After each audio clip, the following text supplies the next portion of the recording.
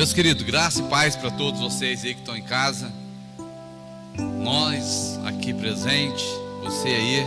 Deus abençoe sua tarde aí, Deus abençoe teu início de semana, esse domingo, que o Senhor nos fortaleça. Nós vamos estar dando início já no mais um culto. Já tivemos 2 cultos hoje, 9h30 da manhã, e tivemos um culto às 15 horas. Agora de 5 horas é o último culto. E que você possa aí receber de Deus a palavra, o louvor. Estamos juntos aqui buscando a Deus. Salmo 63, ele diz assim, Salmo de Davi. Está chegando ali uma turminha ali, Zaquinho, Lívia. Ele diz assim, ó Deus, Tu és o meu Deus, eu te busco ansiosamente. A minha alma tem sede de ti. O meu corpo te deseja muito em uma terra seca e cansada, onde não há água. Contemplei-te no santuário e vi o teu poder e a tua glória, porque o teu amor é melhor do que a vida, e os meus lábios te louvarão. Eu te louvarei enquanto viver, e em teu nome levantarei as minhas mãos. A minha alma se fartará do que o Senhor tem de melhor, e minha boca te louvará com alegres lábios.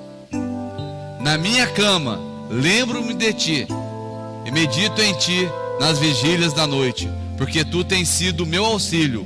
Canto na sombra das tuas asas.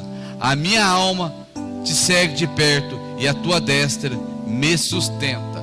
Então que seja o nosso desejo, e o desejo do seu coração aí, de ser sustentado pelo Senhor, da sua alma desejar a presença do Senhor, o teu espírito desejar a presença do Senhor, o teu corpo querer a presença do Senhor. Que você possa desejar a presença dEle na sua casa, aonde você estiver, que você possa buscar a presença dEle e querer cada dia mais. Está aqui como Davi diz aqui, como uma terra cansada onde não há água. Assim é o desejo dele. Assim a terra cansada onde não tem água, ela deseja a água, ela vai secando. Que seja o desejo do nosso coração, desejar a presença, as águas do Senhor, estarmos cheios das águas do Senhor, mergulhar nessas águas, aprofundar na intimidade com o Senhor, na busca com o Senhor. Vamos estar orando e você agradecer a Deus, entregar essa semana na presença de Deus, a sua vida, a sua casa. Que o Senhor te abençoe, que o Senhor te guarde e faça resplandecer sobre você a luz dele, aonde quer que você vá. Pai, em nome de Jesus, nós queremos te exaltar por este momento, por cada vida, onde quer que esteja nos assistindo neste momento agora. Seja tocado pelo teu poder, em nome de Jesus. Fortaleça a vida de cada um, Senhor. Fortaleça as famílias, fortaleça as crianças. Pai, que o Senhor guarde elas, guarde cada vida, Pai. Livra de toda perturbação, livra de todo mal. Que esteja debaixo das tuas asas cada família, Pai, em nome de Jesus. Que o Senhor venha fortalecer, Pai, que o Senhor venha livrar. Nós rejeitamos, Pai, todo espírito de morte, de enfermidade, em nome de Jesus. Que a tua presença envolva cada casa, Senhor, aonde quer que nós vamos, Senhor. Que a tua presença esteja à nossa frente. Cerca-nos, ó Pai, com o escudo. A tua presença, a tua palavra, a tua presença é como um escudo para aqueles que no Senhor confia. E nós confiamos no Senhor, Pai. Nós confiamos na tua palavra, porque a tua palavra nos purifica, a tua palavra nos limpa. Pai, em nome de Jesus, coloca as tuas mãos sobre a nossa cidade, a cidade de Itajubá, em nome de Senhor Jesus. Sobre o Brasil, sobre cada vida no Brasil, Pai, em nome de Jesus. No governo, no presidente, fortalece, dá sabedoria, Pai, em nome do Senhor Jesus. E o teu povo sobre toda a terra, Senhor, em cada país que passa por essa pandemia, que o Senhor guarde, Pai, livra as vidas, em nome de Jesus. O Senhor sabe como fazer, Pai. Livra, Pai, da injustiça do homem, Pai, em nome de Jesus. Te agradecemos pela tua presença, Senhor. Te agradecemos pelo livramento que o Senhor nos dá, por cada vida, Senhor. Que o teu propósito se cumpra, Pai, na nossa geração. Que façamos diferença, Pai, na nossa geração, em nome de Jesus. Que crianças sejam guardadas, Pai. Que vida de criança não seja ceifada. Jovens, adultos, Pai, livra de toda perturbação, Pai. Que se renda ao Senhor, que se renda ao nome de Jesus, que entregue a vida ao Senhor, Pai. Que o Senhor venha cuidar de cada detalhe em cada vida, Pai, em nome de Jesus. Obrigado, Espírito Santo, pela Tua presença na nossa vida. Obrigado, Espírito Santo, porque o Senhor tem nos guardado. E queremos estar íntimo com o Senhor, Pai. É o desejo do nosso coração, é o desejo da nossa vida, porque Tu tens sido o nosso auxílio. O Senhor tem sido o nosso auxílio. E cantamos, Pai, nos alegramos à sombra das Tuas asas. A nossa alma Te segue de perto, Jesus. Nós seguimos o Senhor de perto, Pai, porque somos e estamos sensíveis à Tua voz, a voz do Espírito Santo falando em nosso coração, Pai. Em nome de Jesus Te agradecemos. Em nome de Jesus Te agradecemos, Pai, pela Tua presença na nossa vida. Em nome de Jesus nós Te agradecemos pelo Espírito Santo habitar dentro do nosso coração, habitar dentro da nossa vida, e o nosso corpo ser templo do Espírito Santo. Que nós possamos entender, que cada casa possa entender isso, Senhor. Que nós somos morada do Senhor, sempre somos templo do Senhor. Em nome de Jesus Te agradecemos. Em nome de Jesus, Pai. Que você possa também agradecer ao Senhor na sua casa, aplaudir o nome do Senhor, exaltar o nome do Senhor, se render na presença do Espírito Santo na sua casa. Aproveita este momento. E agora, muitos não estão tendo esse momento, mas você pode, eu aqui posso. Estamos juntos na mesma fé, adorando o nome do Senhor e declarando que Ele é o Senhor da nossa vida, que não há outro Deus além dEle, que os nossos lábios proferem o nome do Senhor, o Rei dos Reis, Senhor do Senhor, Criador dos céus e da terra, Criador do todo o universo. Obrigado, Jesus, pela Tua presença. Obrigado, Jesus, por habitar no nosso coração. Obrigado porque o Senhor nos escolheu. Te rendemos graças, Senhor, porque o Senhor nos escolheu. O Senhor nos salvou. A nossa vida está nas Tuas mãos, Jesus. Obrigado, Pai. Te amamos, Jesus. Te amamos, Espírito Santo. Amamos o Senhor. A nossa casa ama o Senhor. Nossos filhos amam o Senhor. Nossas filhas amam o Senhor. Os maridos amam o Senhor. As esposas amam o Senhor, Pai. A nossa casa serve ao Senhor. Obrigado, Espírito Santo. Em nome de Jesus Te agradecemos, Pai. Glória a Deus. Vamos estar no momento de louvor, que você possa adorando o Senhor junto com cada um aqui também. Aleluia. Com a sua família. Meu querido, vamos estar passando aqui os recados. Lembrando que de segunda a sexta-feira tem oração aqui na igreja, 6h30 da manhã, tá? Das 6h30 às 7h30. Na terça-feira, das 8h30 às 9h30 da manhã. Na segunda-feira, 6 horas da tarde, das 6 às 7 está tendo oração.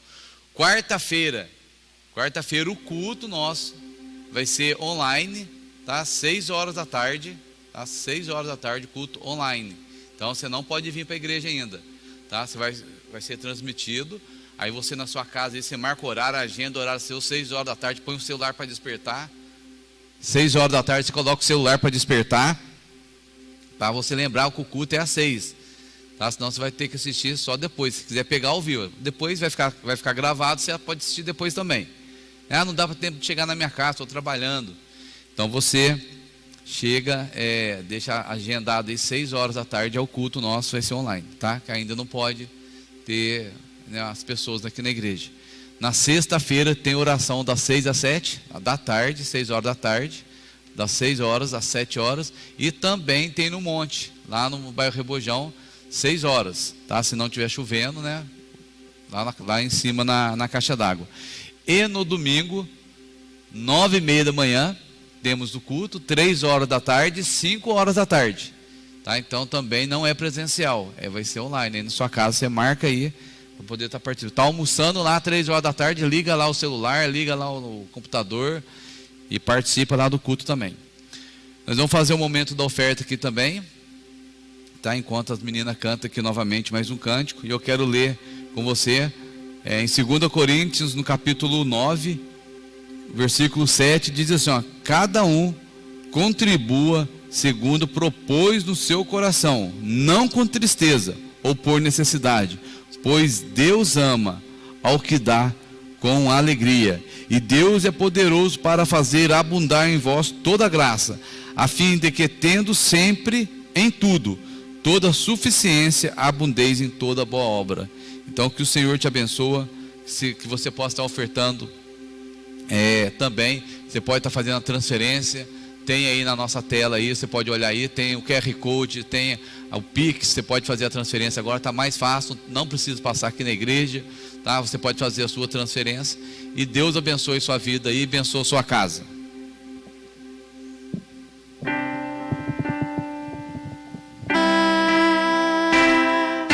Glória a Deus. Meus queridos, já deu o tempo seu de fazer a sua oferta. Você é dele. Você é dele. Ele é nosso. Pai, em nome de Jesus, nós queremos te agradecer pela vida de cada ofertante, cada dizimista, que a tua presença envolva cada vida, Senhor. Te agradecemos, Jesus, pela vitória que você dá na vida de cada um. Que cada um, Pai, receba da tua graça, da tua bondade, da tua misericórdia, da tua provisão, em nome de Jesus. Obrigado, Espírito Santo, por essa presença. Te agradecemos pela vida de cada um, Senhor. Cada um que está ali ofertando, dizimando com o coração alegre, Pai, em nome de Jesus. Obrigado, Espírito Santo, pela vida de cada um, em nome de Jesus. Glória a Deus. Pastor Flávio.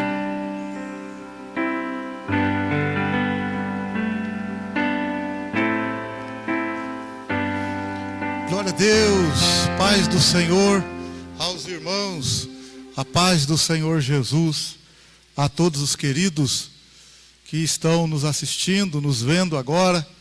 Que o Espírito Santo possa falar profundamente em cada coração. Antes que a gente dê início aqui à palavra, gostaria de orar por todos os que têm parentes que estão nos hospitais, nas clínicas, na Santa Casa, por qualquer tipo de doença, de enfermidade, pelo Covid também. Vamos estar orando agora. Gostaria que você aí estivesse orando conosco, porque tem acontecido tantas coisas por aí. Então nós queremos orar aqui também, um pedido de oração pela tia da Vanessa, lá de Bertioga. Vamos estar orando pela tia da Vanessa também, orando por outros. Você que está me vendo, me ouvindo aí, vamos orar. Senhor, nosso Deus, nosso Pai, Tu conheces todas as pessoas, Tu tem dado livramento para muitos, Senhor, e nós gostaríamos nesta hora que o Senhor estendesse a mão para esta vida que está enferma, onde quer que esteja essa pessoa, Pai. A tia da Vanessa, outros, Senhor, que estão também carecendo agora de uma força, de uma cura, que recebam aí, em nome de Jesus, essa libertação, que comece a ter uma recuperação na saúde, em nome de Jesus, que o sistema de defesa do corpo possa reagir, se fortalecer, criar anticorpos mesmo, em nome de Jesus, para combater toda a enfermidade em nome do Senhor Jesus, desde a planta dos pés ao alto da cabeça, que haja um revigorar, que haja uma restauração, uma renovação da saúde, em nome de Jesus. Queremos declarar uma melhora na saturação, uma melhora no sistema imunológico, uma melhora em todo o sistema do corpo, sistema nervoso, linfático, no sistema ósseo, e todos os órgãos do corpo, nos pulmões, em nome de Jesus, sejam renovados, restaurados, os pulmões, que todo tipo de pneumonia sai e vai embora em nome de Jesus, que haja cura, haja cura, haja cura. Isso, minha irmã, meu irmão, você que está me ouvindo aí, ajuda nós nessa oração, declara aí, haja cura em nome de Jesus. Jesus nos deu autoridade, no nome dEle. Então, no nome de Jesus, nós liberamos a cura para essa vida agora, onde quer que ela esteja. Haja cura, haja saúde agora em nome de Jesus. onde quer que essa pessoa esteja em casa, esteja internada, onde quer que esteja, haja cura, haja cura, haja cura, pois Jesus já levou as enfermidades na cruz do Calvário e liberou a vida com abundância, a vida com abundância.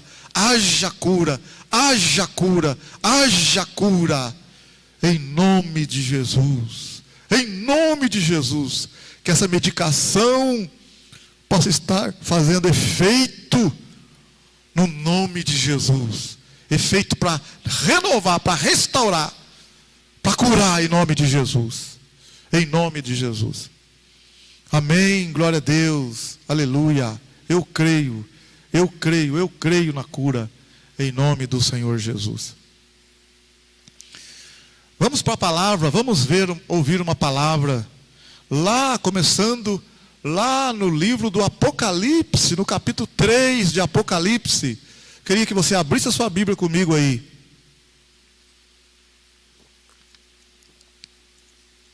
No Apocalipse,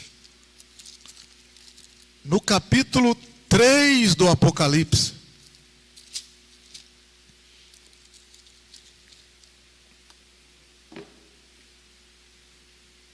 Apocalipse, capítulo 3. No verso 10. Apocalipse, capítulo 3, verso 10. Visto que guardaste a palavra da minha perseverança, também eu te guardarei da hora da tribulação que há de vir sobre todo o mundo, para provar os que habitam sobre a terra. Vou repetir o verso 10. Apocalipse 3, 10. Visto que guardaste a palavra da minha perseverança, também eu te guardarei da hora da tribulação que há de vir sobre todo o mundo, para provar os que habitam sobre a terra. Que o Espírito Santo possa falar profundamente no meu e nos nossos corações, nos vossos corações, que você seja renovado, restaurado, abençoado, fortalecido com esta palavra nesta tarde agora, em nome do Senhor Jesus. Que o Espírito de Deus se mova agora, em nome de Jesus. Quero trazer uma palavra para vocês. Eu tenho percebido, meus queridos, e tenho recebido também áudios e às vezes até vídeos de alguns irmãos preocupados, dizendo assim, nos áudios, nos vídeos que eu recebo, dizendo assim que nós estamos vivendo a praga do Apocalipse, que estamos já no cavalo amarelo, no cavalo não sei o que, no cavalo não sei o que, do Apocalipse 6. A única coisa que eu sei é que nós estamos na onda roxa. E na onda vermelha já passou, e a amarela já passou, e vai chegar a verde em nome de Jesus. Nós vamos chegar na onda verde em nome de Jesus. Vamos voltar a ter cultos abençoados, cheio de gente, o comércio aberto, alegria, festa, porque vencemos a tribulação momentânea. O momento aqui momentâneo. Eu quero falar para você que nós estamos vivendo os dias difíceis. A Bíblia fala que nos últimos tempos os dias seriam difíceis. Eu não vou negar para você que nós estamos vivendo os últimos dias. Eu não vou negar isso. E eu não vou dizer para você que os tempos não são difíceis. Eles são difíceis.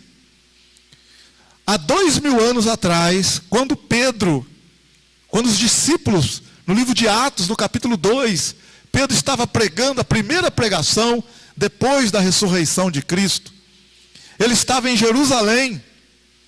E a cidade estava cheia de gente. E os discípulos estavam no cenáculo reunidos. E eles foram cheios do Espírito Santo e começaram a falar em outras línguas, conforme o Espírito lhes concedia que falassem.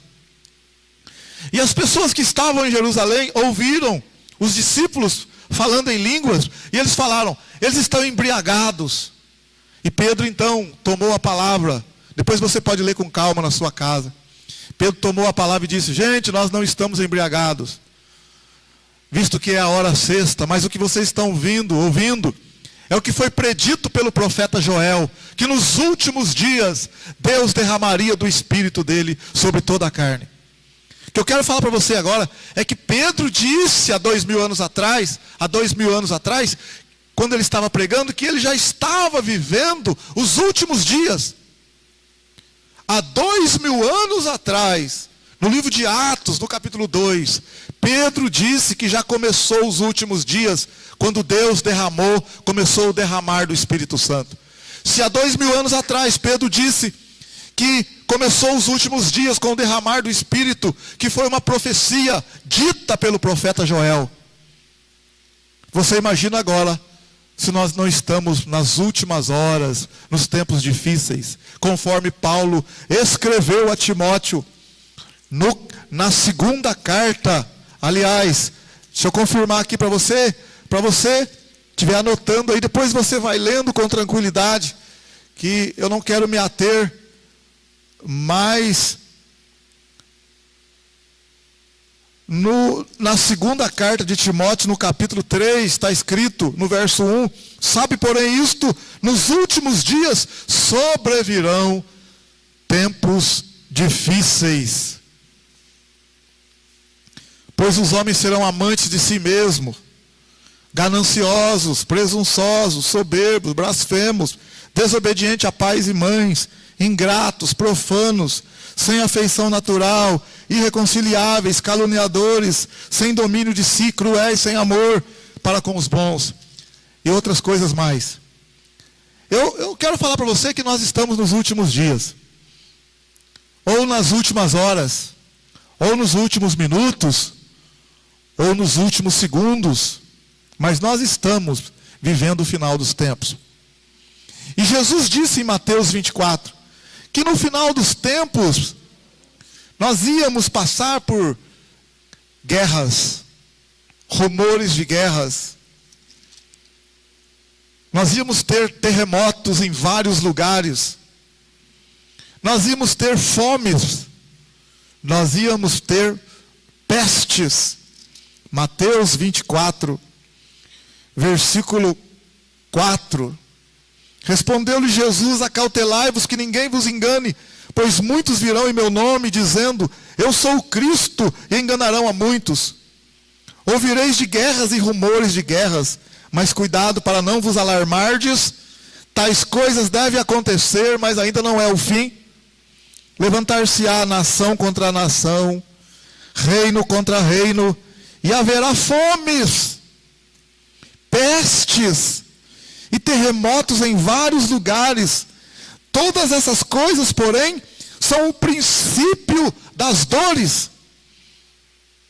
Então escuta bem o que eu estou te falando. O que nós estamos vivendo é o fim do princípio das dores. Terremotos, já tivemos muitas guerras, vários terremotos, e agora estamos aí já há anos vendo algumas pestes, né? A AIDS, o Ebola, H1N1, agora o Covid. Isso não é o princípio das dores. Nós estamos no final do princípio das dores. Vai entrar de fato as dores, irmãos. Você que está me ouvindo aí. Nós não estamos ainda no Apocalipse capítulo 6, quando vai realmente começar as pragas, pestes terríveis, como nunca se houve e jamais haverá. O Senhor Jesus diz em Mateus capítulo 24, olha bem, Mateus capítulo 24, para você entender, no verso 15, portanto, quando virdes que a abominação da desolação, de que falou o profeta Daniel, está no lugar santo, quem lê, entenda. Então os que estiverem na Judéia, fujam para os montes. Quem estiver sob o telhado, não desça a tirar alguma coisa da sua casa. Quem estiver no campo, não volte atrás a buscar as suas roupas. Mas ai das que estiverem grávidas, e das que amamentarem naqueles dias.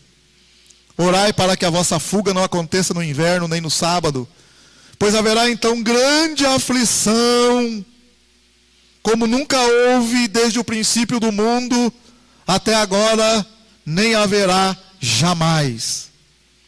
Se aqueles dias não fossem abreviados, nenhuma carne se salvaria, mas por causa dos escolhidos serão abreviados aqueles dias. Então presta atenção, meu querido, você que está me ouvindo aí. A igreja do Senhor Jesus não vai passar pela grande tribulação. A grande tribulação começa no Apocalipse, capítulo 6, quando o Senhor Jesus abre o primeiro selo. Presta atenção, você que está me ouvindo aí, porque eu fico assim engraçado de ver alguns irmãos que há tempo estão na igreja e ficam perturbados com profecia, com vídeos, dizendo que nós estamos vivendo o Apocalipse, o cavalo amarelo, o cavalo preto, não sei o que, não sei o que. Para com isso, irmão. Para com isso, pelo amor de Deus. Participa de escola bíblica, então. Participa do curso de teologia, para aprender. Não fica sendo levado por vento de doutrina. Não. Qualquer vento de doutrina leva o irmão para cá, irmão para lá. Qualquer profecia leva o irmão para cá, irmão para lá. Não, irmão. Para com isso. Fica firmado na palavra. Presta atenção nesses minutinhos para você entender. Quando eu li o Apocalipse 3, 10, olha bem. Ele está escrevendo uma carta para a igreja de Filadélfia. Depois, no Apocalipse 14, 3, 14, uma carta para a igreja de Laodiceia. Vamos voltar um pouquinho. No Apocalipse capítulo 2, no verso 1, ele escreve uma carta para a igreja de Éfeso. No verso 8, ele escreve uma carta para a igreja de Esmirna. No verso 12, uma carta para a igreja de Pérgamo. No verso 18, uma carta para a igreja de Tiatira. No capítulo 3, verso 1, uma carta para a igreja de Sardes. No capítulo 3, verso 7, uma carta para a igreja de Filadélfia. E no capítulo 14, uma carta para a igreja de Laodiceia. Então nós vimos aqui no Apocalipse, no capítulo 2 e no capítulo 3, 7 igrejas. 7 igrejas. Cada igreja dessa realmente existiu no tempo de Cristo. Mas elas também representam a igreja em todos os tempos. Elas representam a igreja em todos os tempos, meu irmão, minha irmã. Cada igreja dessa representa a igreja em todos os tempos. Nós temos, por exemplo, a igreja no tempo de Jesus. No primeiro século é a igreja apostólica, representada pela igreja de Éfeso, aqui no capítulo 2.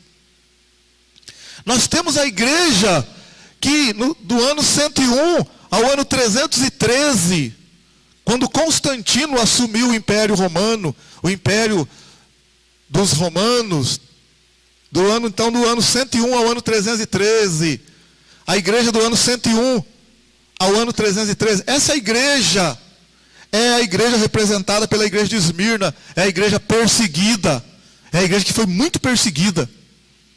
Quando Constantino assumiu a igreja, assumiu o Império Romano, no ano 313 para frente, quando ele soltou o Édito de Milão, dando liberdade para a igreja cultuar. A igreja, até Constantino, ela foi perseguida pelos romanos, mas depois o Império Romano se aliou com a igreja. Leia a história, você vai ver, Constantino fez uma aliança com a igreja se aliançou com Constantino. O que acontece? Nós temos aí a igreja de Pérgamo, representado o tempo depois de Constantino, do ano 313 ao ano 476, a igreja de Pérgamo, representada pela igreja de Pérgamo, a igreja imperial, porque a igreja de Cristo, a igreja que estava perseguida, se uniu ao Império Romano. Então nós temos aqui uma representatividade dessa igreja por meio da igreja de Pérgamo. Depois, em Apocalipse capítulo 2, verso 18, nós temos a igreja de Tiatira, que é representada pela igreja que vai do ano 476 até o ano 1453, que é a igreja representada pela igreja de Sardes, que é a igreja papal, né? Nós temos, ao mesmo tempo, a igreja imperial, a igreja mundana, depois a igreja papal. Nós temos aqui a igreja, depois de Filadélfia, que é a igreja morna. É uma igreja morna, nos anos 1453 em diante. E depois também nós temos a igreja de Laodiceia, que é a última igreja, que é a igreja morna. A igreja de Laodiceia é morna. A de Filadélfia, a de Filadélfia é a igreja fiel, é a igreja missionária, é a igreja do tempo da Reforma, de Martinho Lutero, depois Calvino. E nós temos então hoje nos nossos dias, uma mistura de igreja de Filadélfia e de Laodiceia. Nós estamos vivendo a era da igreja de Laodiceia e um pouco de mistura com a de Filadélfia. Hoje a igreja é uma igreja morna, é uma igreja pós-moderna, uma igreja morna, crentes que estão misturados um pouco com o mundo. Mas olha bem, o que o Senhor disse? O Senhor disse em Apocalipse, no capítulo 3, Ele diz para a igreja, no verso 10, visto que guardaste a palavra da minha perseverança, também eu te guardarei da hora da tribulação que há de vir sobre todo o mundo. Então a tribulação que vai vir sobre todo o mundo, apesar de nós estamos vivendo essa pandemia ainda não é essa tribulação que vai vir sobre todo o mundo. Porque essa tribulação a que se refere o Apocalipse capítulo 3, versículo 10, em que a igreja vai ser guardada, é uma tribulação terrível. É uma tribulação em que os homens desmaiarão de terror pela perplexidade das coisas que hão de acontecer.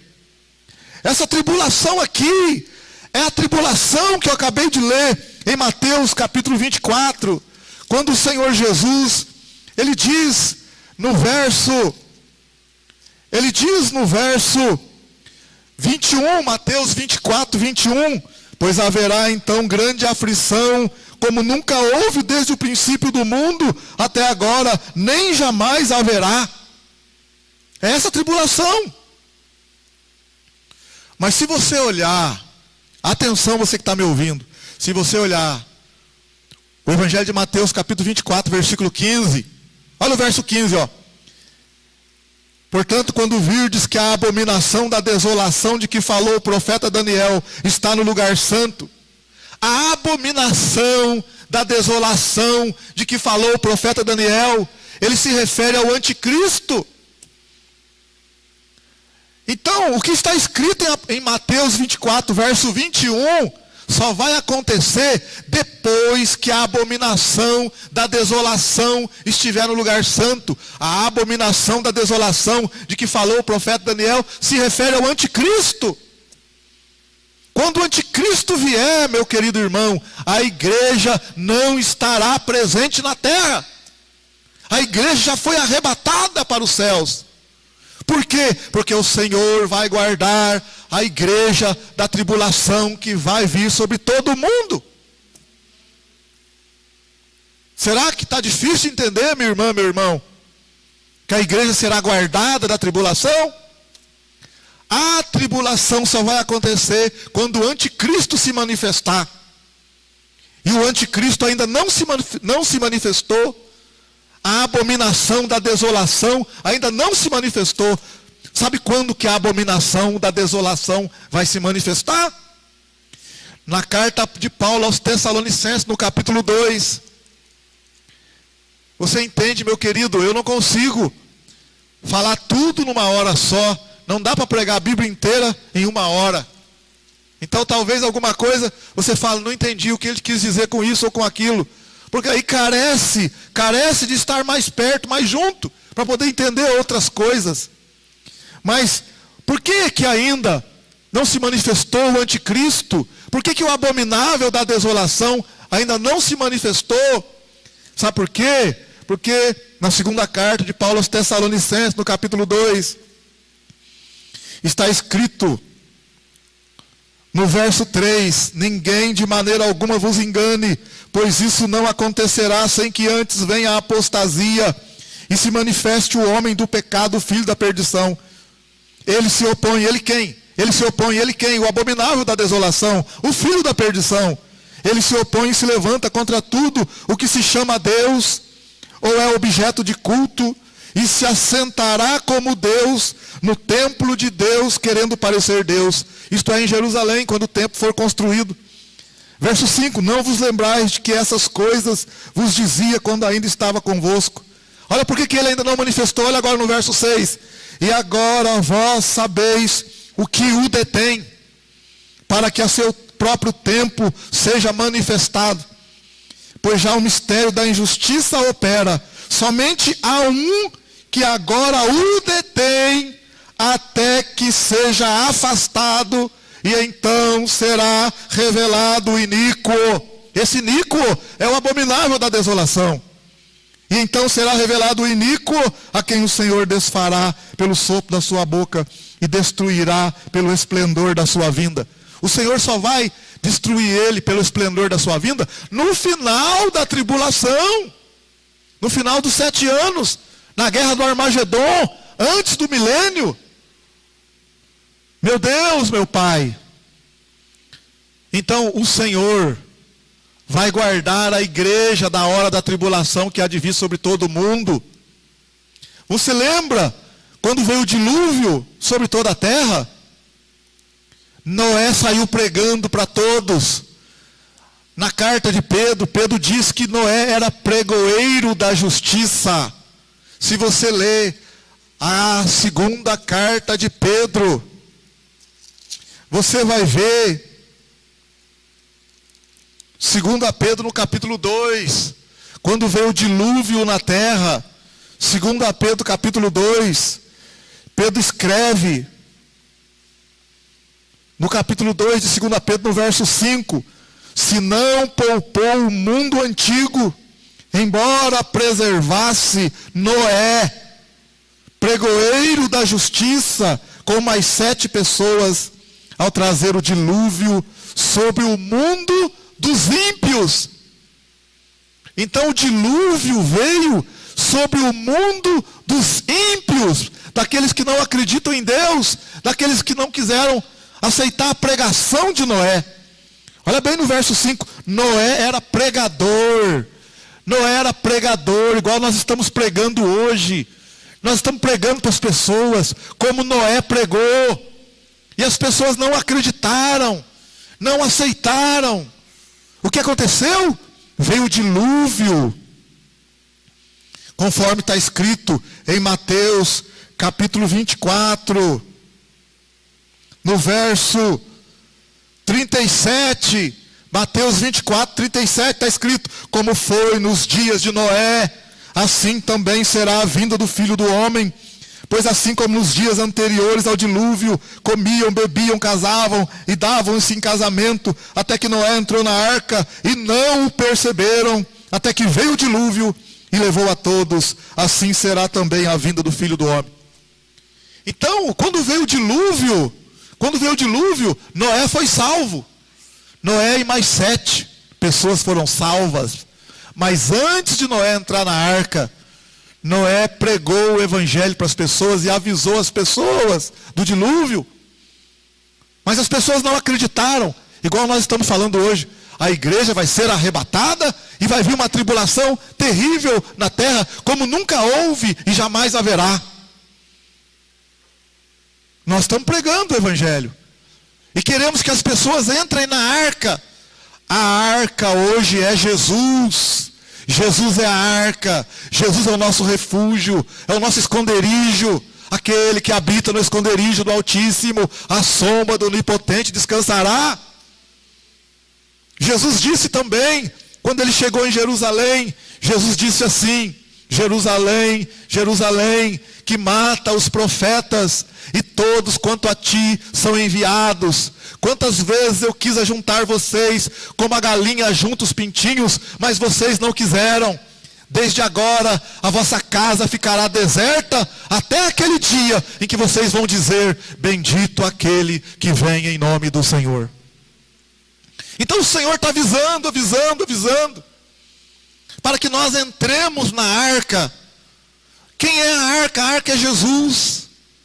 Olha bem, quando Noé entrou dentro da arca, se você olhar comigo lá, se você olhar comigo no livro de Gênesis, no capítulo 7 do livro de Gênesis, você vai observar no capítulo 7, que quando Noé entrou na arca, ele entrou com a sua família. Ele entrou com aqueles que creram nele, que creram na mensagem. Olha aí, Gênesis 7, no verso 5. E Noé fez conforme tudo o que o Senhor lhe ordenara. Noé fez conforme o Senhor lhe ordenara. Olha o verso 11. No ano 600 da vida de Noé, no segundo mês, ao 17 do mês, romperam-se todas as fontes do grande abismo, e as janelas do céu se abriram. Houve copiosa chuva sobre a terra durante 40 dias e 40 noites. Nesse mesmo dia entrou Noé na arca, e com ele seus filhos, Sem, Cão e Jafé, como também sua mulher, e as 3 mulheres de seus filhos, e com eles todo animal conforme a sua espécie, e todo gado conforme a sua espécie, e todo réptil que se arrasta sobre a terra conforme a sua espécie, e toda ave conforme a sua espécie, pássaros de toda qualidade. Está vendo, meu querido?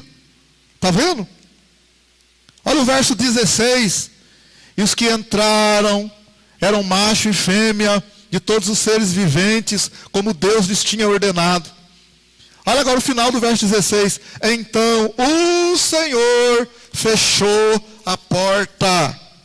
O Senhor fechou a porta por fora. Deus fechou a porta da arca. Ninguém mais pôde entrar. Cessou o tempo, cessou. Estou falando para você que está me ouvindo aí, entrega a sua vida para Jesus. Deus está balançando a terra, chacoalhando, alertando. A igreja está pregando para que todas as pessoas se convertam e venham para Cristo, porque a porta vai fechar. Você sabia, no Evangelho de João, no capítulo 10, Jesus disse assim: eu sou a porta. Eu sou a porta das ovelhas. Quem entrar por mim, entrará, salvar-se-á e achará pastagens. Quando Jesus, Ele está com as portas abertas, é para eu e você entrar. Mas Jesus é a porta, e a porta vai se fechar.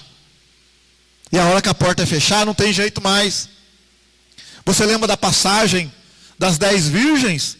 Em Mateus 25, elas estavam aguardando a vinda do noivo, mas 5 cochilaram, dormiram, não se prepararam adequadamente. Mas as 5 virgens prudentes se prepararam, e quando veio o noivo, elas entraram. Mas as outras 5 não entrou porque a porta se fechou. Aí eu pergunto para você, elas clamaram porque elas queriam entrar. Por que elas queriam entrar?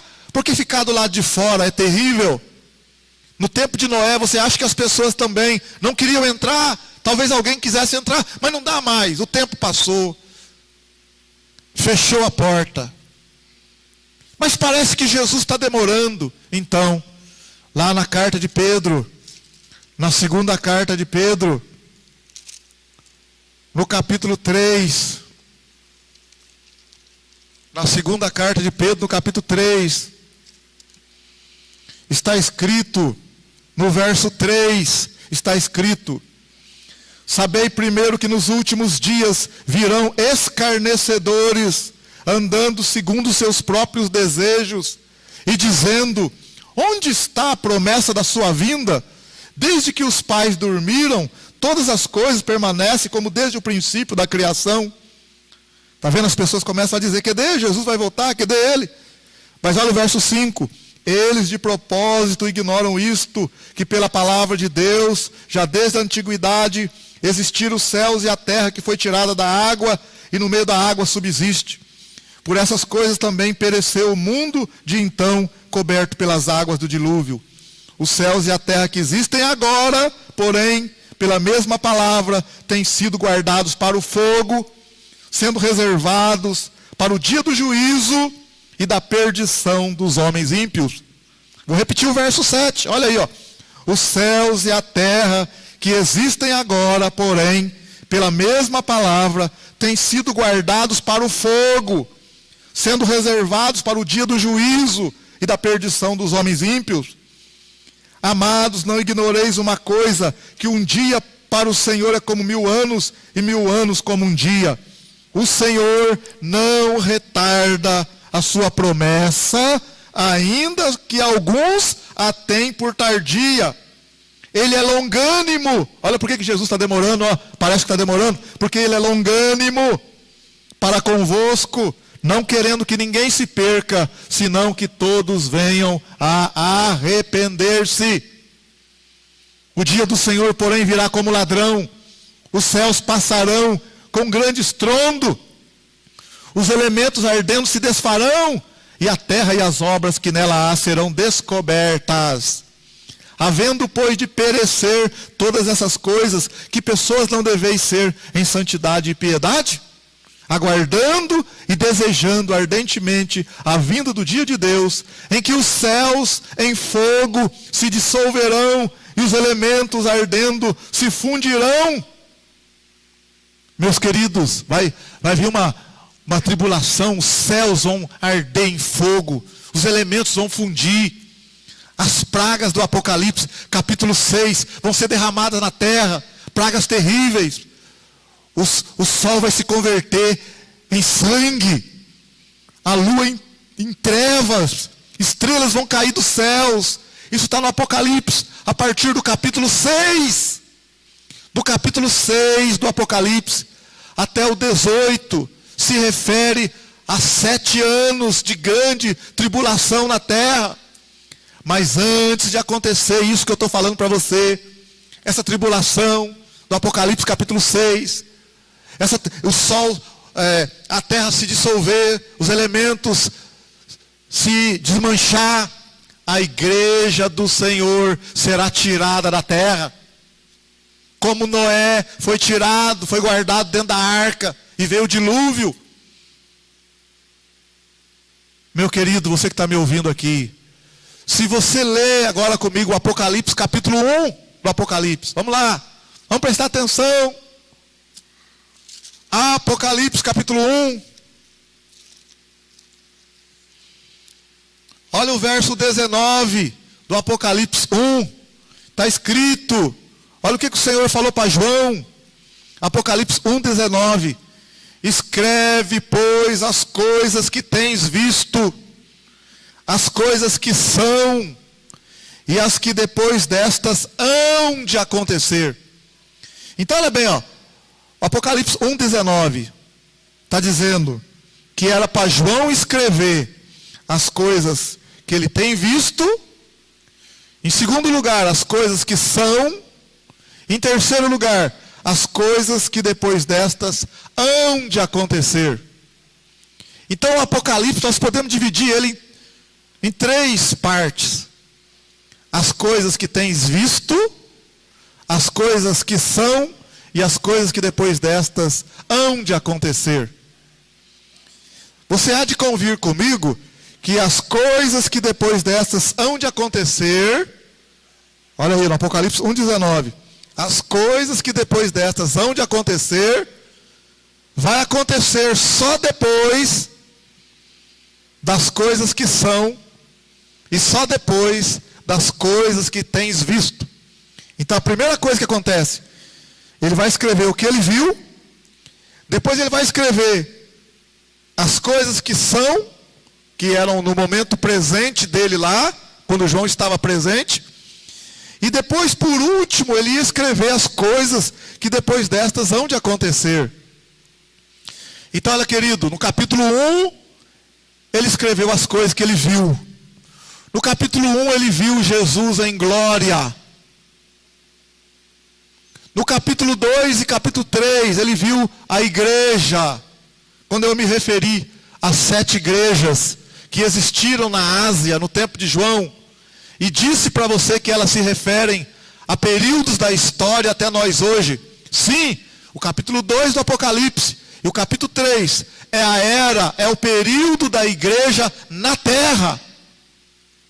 Capítulo 2 do Apocalipse, repito, e capítulo 3 é o período da igreja na terra.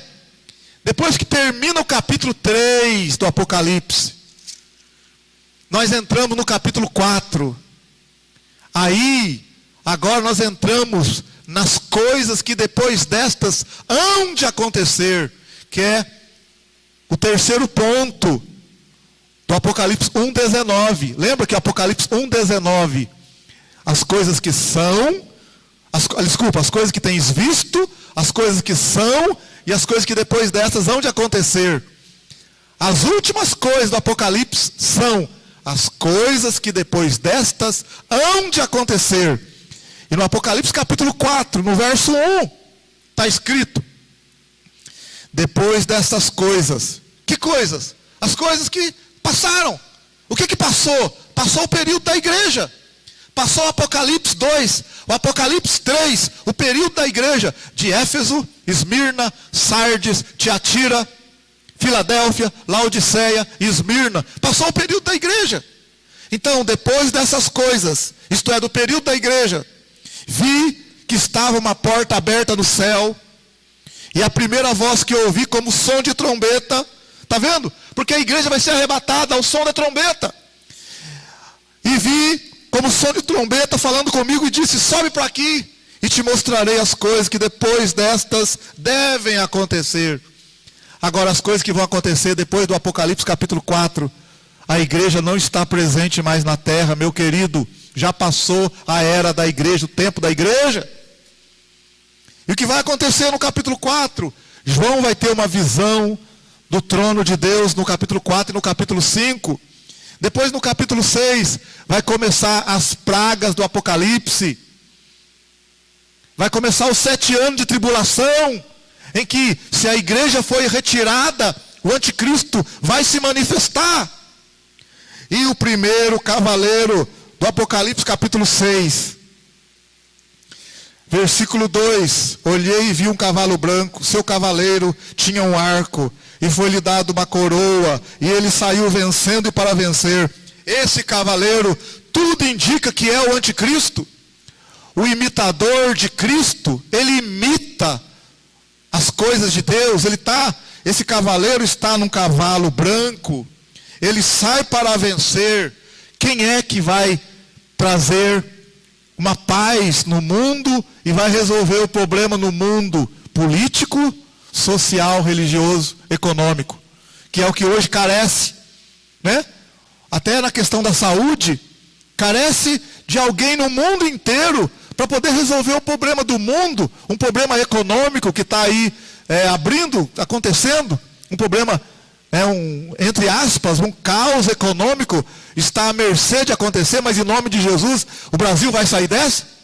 Mas o mundo inteiro está caminhando para esse caos econômico, esse caos na saúde, esse caos de pandemia, porque parece que é preciso que tenha uma associação mundial, um empreendedor mundial, alguém para trazer uma palavra final para resolver a questão política do mundo, uma questão que possa trazer uma paz mundial, que vença. Então, o primeiro cavalo que aparece é o cavalo branco, e o cavaleiro em cima dele, que sai vencendo e para vencer.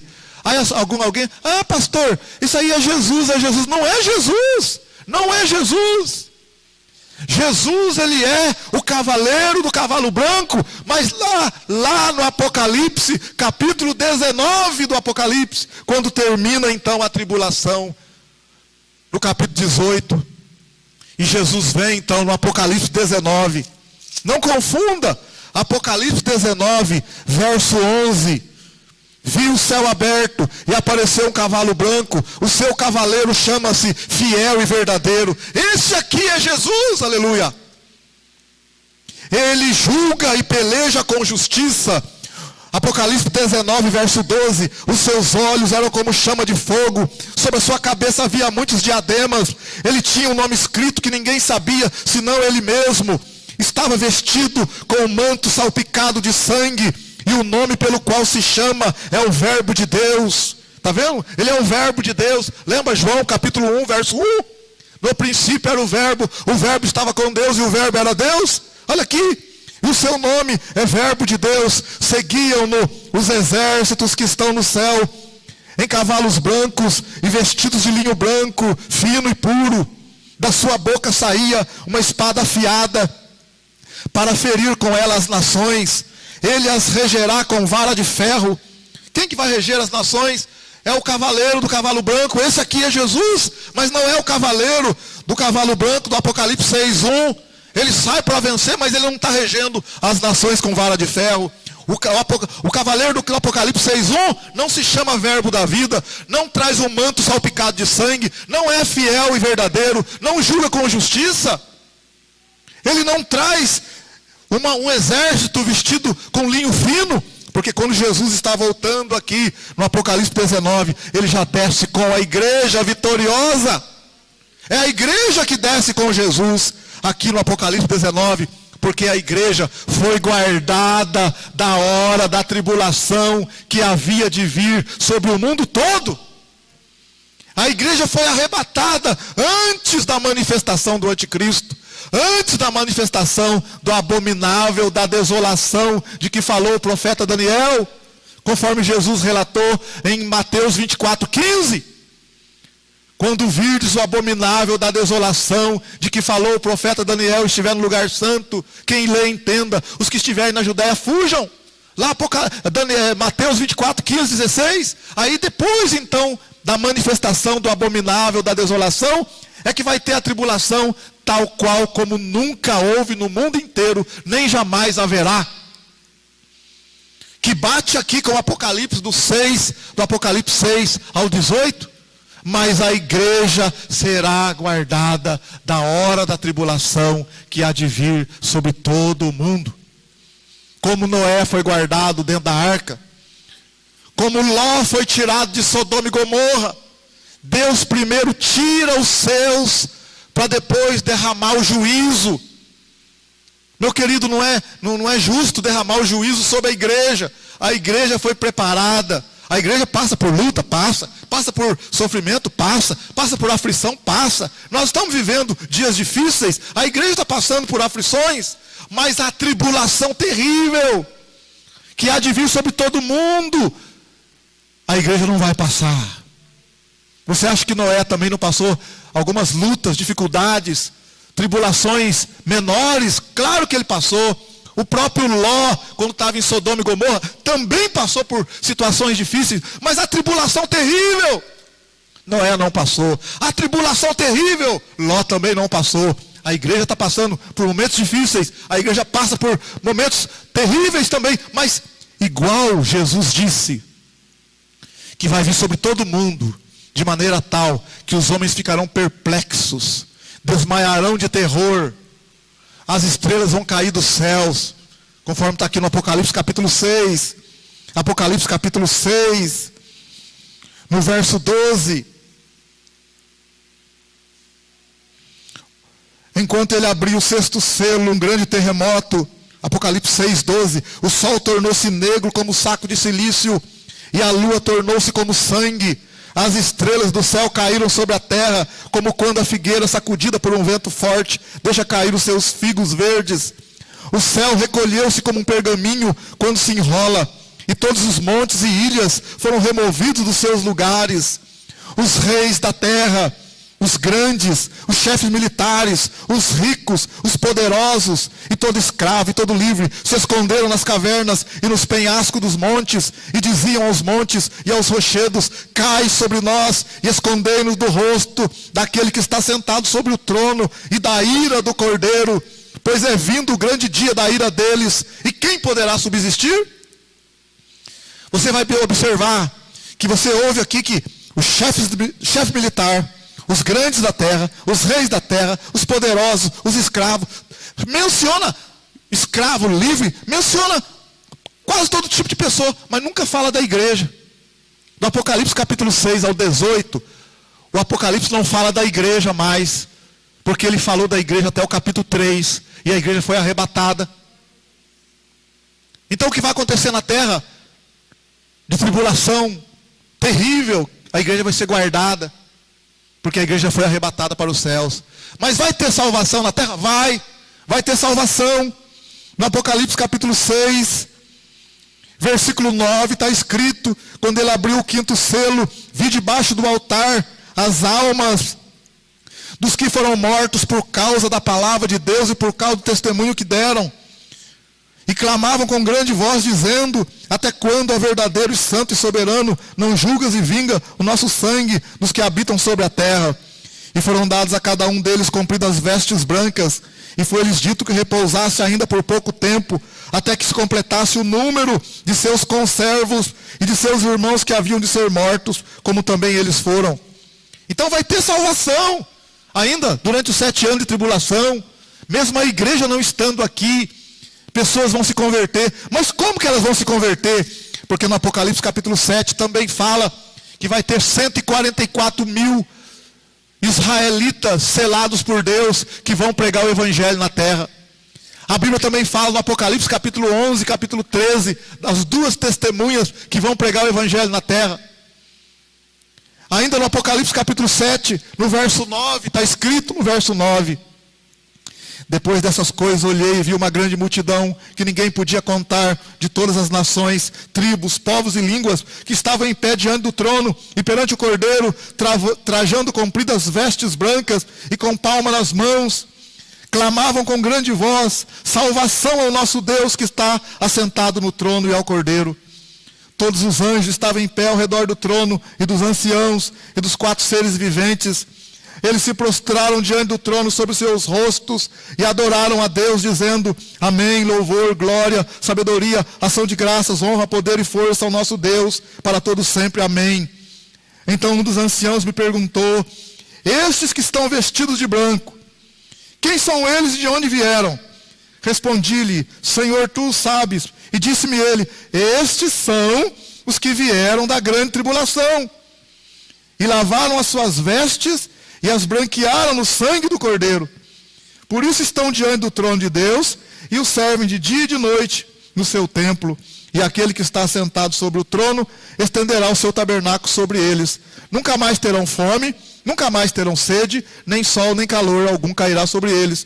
Pois o Cordeiro que está no meio do trono os apacentará e os conduzirá às fontes das águas da vida, e Deus lhes enxugará dos olhos toda lágrima. Então, se você vê, esse grupo aqui de multidão é um grupo seleto. Não é a igreja. Se fosse igreja, ele falava. É a igreja. Se fosse a igreja, estava escrito aqui: esses que vieram fazem parte da igreja. É a igreja que ficou na terra e passou. Mas não está escrito isso. Porque esse grupo é um grupo distinto, que foi salvo durante a tribulação. E ele fala ainda assim: estes são os que vieram da grande tribulação, lavaram as suas vestes e branquearam no Cordeiro. Está vendo? Eles nunca mais terão fome, nunca mais terão sede. Não se refere à igreja que foi arrebatada antes, mas estes se converteram durante a tribulação. Vão fazer parte da igreja também. Eles vão se ajuntar com a igreja nos céus. Mas a igreja propriamente dita foi arrebatada antes da grande tribulação. É como, sabe, meu querido, como a Bíblia fala também sobre a colheita. Então nós temos assim, quando a pessoa vai fazer a colheita, você é uma pessoa inteligente. quando a pessoa vai fazer a colheita, quando a pessoa faz uma plantação, a pessoa, quando está na hora de colher, ela chega primeiro e olha na colheita, e ela observa que tem alguns frutos que já estão bons. Então ela pega aquele primeiro fruto. Então a Bíblia chama isso de primícias. Jesus foi feito as primícias dos que dormem. Está escrito em 1 Coríntios capítulo 15. Jesus é as primícias. Depois, você faz a colheita propriamente dita. Então a igreja é a colheita. E depois que a gente faz a colheita, você vê que ainda fica um restinho ainda caído no chão, uma coisa aqui, outra ali e tal. A Bíblia chama isso de rabiscos. É o restante. Então, aqui agora, no Apocalipse, durante a tribulação, é o restante que ficou da colheita, que vão ser colhidos depois. E vão fazer parte também do pacote. Você entende isso? Então, meu querido, quero dizer para você que a igreja será poupada da hora da tribulação que há de vir sobre todo o mundo. Então o que está acontecendo hoje, de peste, pode até agravar, a gente não sabe. Mas a igreja, conforme Apocalipse capítulo 3, repito, no verso 10. Visto que guardaste a palavra da minha perseverança, também eu te guardarei da hora da tribulação que há de vir sobre todo o mundo para provar os que habitam sobre a terra. Uma outra coisa que eu quero falar para você. Não fica brincando, pensando assim, pensando assim. Então se eu não for arrebatado, depois eu vou durante a tribulação, eu dou um jeito de ir. Não brinca com isso não, sabe por quê? Porque as 10 virgens estavam esperando o noivo. 5 delas se esperaram adequadamente. E 5 delas brincaram. As 10 virgens sabiam que o noivo ia vir. As 10 virgens representam a igreja. Podemos dizer assim, representa a igreja, num certo sentido falando. Então nós podemos dizer que tem pessoas que podem estar pensando assim, mas se não der para eu entrar agora, eu entro depois. 5 das virgens entraram, mas depois a porta se fechou e as outras 5 não puderam entrar mais. Então cuidado, você que está achando que se você não subir agora no arrebatamento, você dá um jeitinho depois, você paga com a vida. Cuidado com isso. Porque as 5 virgens imprudentes, a porta fechou e não se abriu mais. E a Bíblia fala que o servo que soube a vontade do Senhor e não fez, será castigado com muitos açoites. Então você sabe que tem que esperar com perseverança e vigilância.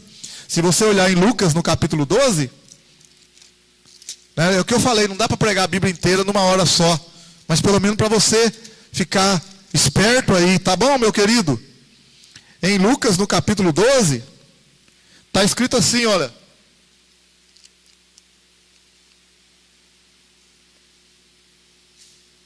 Lucas 12, 35.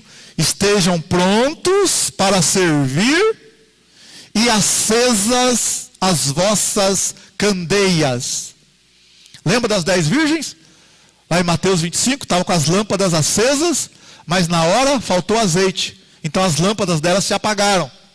Olha aqui no Lucas 12, 35. Estejam prontos para servir e acesas as vossas candeias.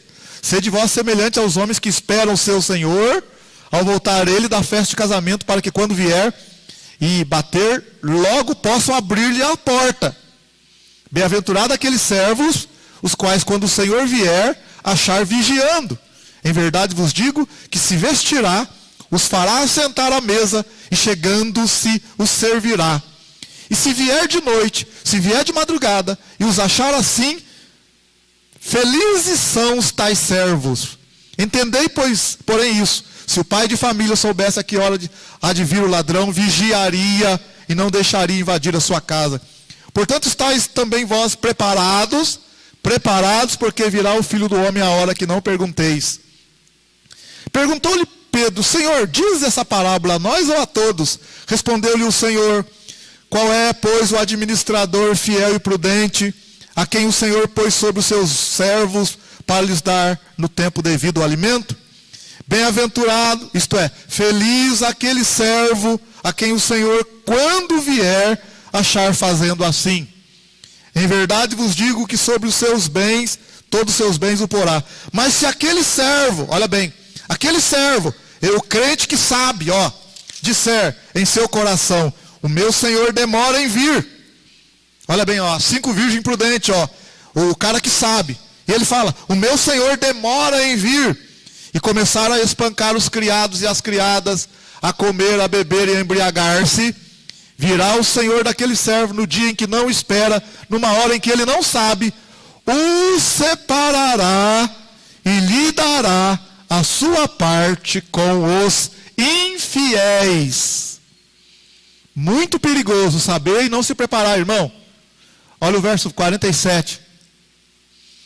O servo que soube a vontade do seu Senhor e não se preparou, nem fez conforme a sua vontade, será castigado com muitos açoites.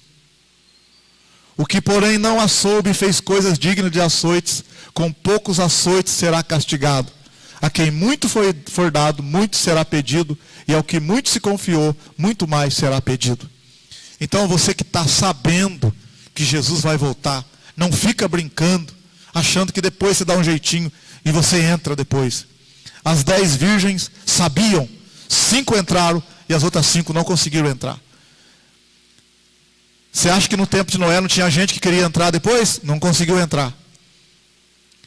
No tempo de Ló, quando Deus foi destruir Sodoma e Gomorra, Ló avisou os seus genros. Avisou os genros.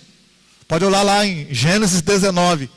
Os genros de Ló sabiam também que Deus ia destruir Sodoma e Gomorra. E os genros de Ló brincaram, riram e zombaram. Está no Gênesis 19. O que aconteceu? Os genros também morreram. Então cuidado, meu querido, não brinca não. Vamos levar a sério. Tá bom? Vamos levar a sério. Fica essa palavra para você, não fique perturbado aí com pessoas dizendo: nós estamos vivendo o Apocalipse, nós estamos vivendo a grande tribulação, é o cavaleiro do cavalo amarelo, é o cavaleiro do cavalo vermelho. Negativo. Enquanto a igreja está aqui, a igreja passa por dificuldade? Passa por um momento difícil? Passa. Mas a igreja vai ser livre da hora da tribulação que há de vir sobre todo mundo, que vai deixar o povo perplexo. Então, meu querido, a igreja vai ser arrebatada antes. Esteja preparado, minha irmã, meu irmão. Que o Senhor te guarde, que o Senhor te abençoe, que o Senhor te proteja. Amém? Glória a Deus. Vamos orar ao Senhor.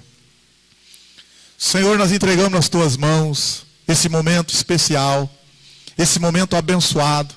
Que o Senhor possa fazer uma grande obra em cada coração. Que o Senhor possa, Senhor, nos ajudar a não morrer de medo de jeito nenhum, pois o perfeito amor lança fora o medo. Que o Senhor nos ajude a ficar firme com o Senhor. Que o Senhor nos ajude a crer em Ti, a preparar, a perseverar. Porque sabemos que o Senhor nos livrará da tribulação que há de vir sobre o mundo. A igreja será arrebatada e nós queremos estar juntos com o Senhor para todo sempre. Bendito seja o nome do Senhor. Seja abençoada aí, minha irmã, com essa palavra. Tranquiliza, descansa no Senhor. Meu irmão, seja abençoado com essa palavra. O que Deus está permitindo hoje, nós podemos suportar. Guardados pelo Senhor, protegidos pelo Senhor. O Senhor está guardando a igreja debaixo da sombra do Altíssimo. Descansa no Senhor, confia no Senhor. Nosso Deus é maior, nosso Deus é grande, nosso Deus garante a vitória. Amém, aleluia. Deus te abençoe, uma ótima semana, um ótimo mês, uma noite abençoada, uma semana gloriosa, cheio da presença, cheio do Espírito Santo. E que o amor de Deus, que a graça do Senhor Jesus e a comunhão do Espírito Santo esteja com todos, e todos digam, Com alegria, todos digam amém. Deus te abençoe, Deus te abençoe, Deus te abençoe. Glória a Deus, aleluia.